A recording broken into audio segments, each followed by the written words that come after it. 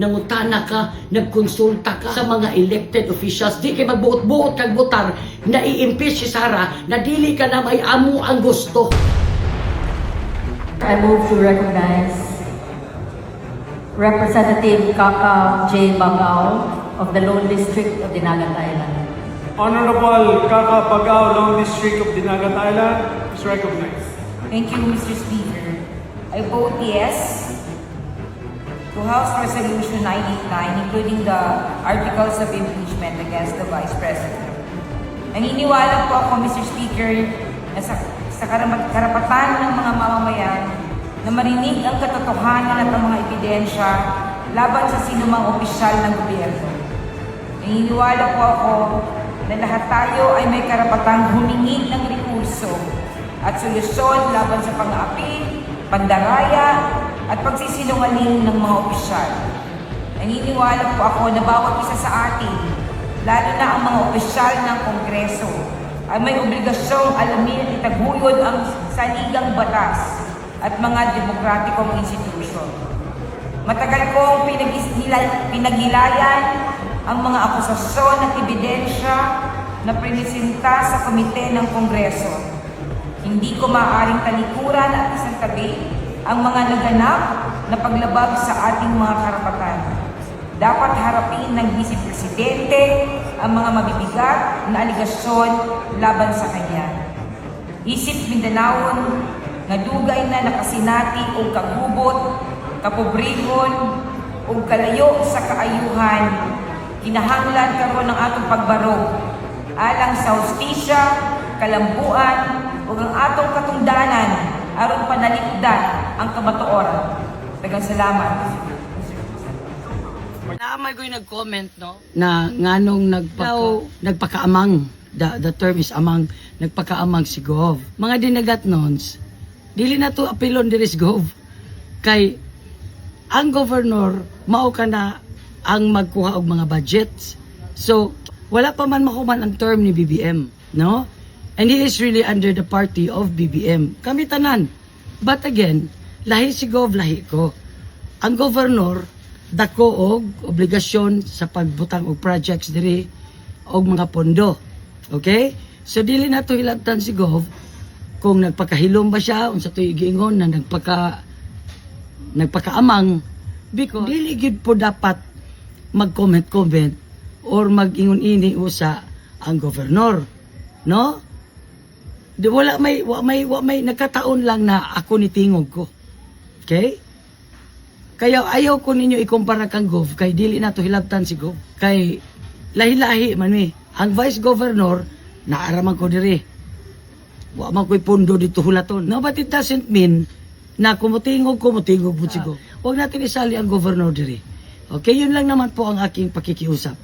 At pinapaliwanag ko lamang sa inyo, no, na kung bakit nananahimik. Hindi nananahimik, hindi dapat magkaganito. It just so happen that Jade is different. Alright? Sirain na ninyo si VP Sara. Ngayon, sisirain ninyo. Sino ang hindi sira? Kayo? Magnanakaw na si VP Sara. Sino ang hindi magnanakaw? Kayo? Na nandyan? Sa Justice? Sa Congress? Hindi ko to gagawing live kasi mawawala. Ayokong mawala ito. Dahil pinaninindigan ko talaga tungkol kay Sara Duterte. Totoo lang. Dito ako ngayon sa Japan para akong OFW. I'm proud to be a fake OFW. I used to be an OFW in New York City. Ito lang. Sige, sirain nyo na si Sara. Bakit nila sinisira si Sara dyan sa HOR? Kasi alam nila wala silang kalaban-laban pagdating sa Senate. Okay lang na ilabas ang katotohanan. Pero sa paraan na illegal, hindi tama. Kayong mga nasa Kongreso, yung nandyan sa Justice Committee, lalo na yung Luistro na yan, bakit ka nagsusumpi na? O, di ba? Pero believe ako sa BIR, sabi nga ni Atty. Guanzon, ako din, dinala ko ang box. Kasi baka ma-contempt nyo ako eh, sinumpi na nyo ako, pero hindi pwedeng buksan. Kasi, secrecy, privacy. Yung katulad sa AMLA. Sa AMLA po, hindi ako abogado, ano? Ang batas niyan, binasa ko rin. Hindi talaga yan. In any way, saan. Hindi pwedeng ilabas yan. Hindi pwedeng i-disclose. Katulad niyang bangko, may court order dapat yan. Hindi dapat exemption ang impeachment. Sige, ito ang tumbok ko, bibilisan ko lang kasi alauna na dito sa Hapon, sa Japan. Sirain na ninyo si VP Sara. Ngayon, sisirain ninyo. Sino ang hindi sira? Kayo? Magnanakaw na si VP Sara. Sino ang hindi magnanakaw? Kayo? Na nandyan? Sa Justice? Sa Congress? Sus, sabi ninyo, wala nang tiwala ang taong bayan, ay tao rin ako, taga-bayan. Marami kami. Wala na daw tiwala kay Sara. Sino pagkakatiwalaan namin? Kayo? Na wala kayong ginawa dyan, kundi... Sige, paglagay na natin yung inilabas ninyo. Merong katotohanan. But you're doing it so exaggerating masyado. Grabe ang pag-exaggerate ninyo dyan. Sobra-sobra. Katulad nung si Attorney Carpio. Sasabihin ninyo, conjugal. Panood ko yung hearing dyan. Yung taon na sinabi ninyo at inilabas ninyo, dinisclose ninyo ang bank niya, tandaan ninyo, mga lalo ni Luistro niya, sarap, nako, ha? Diyos ko naman, hindi pa po sila kasal sa taon na yan, kaya hindi conjugal.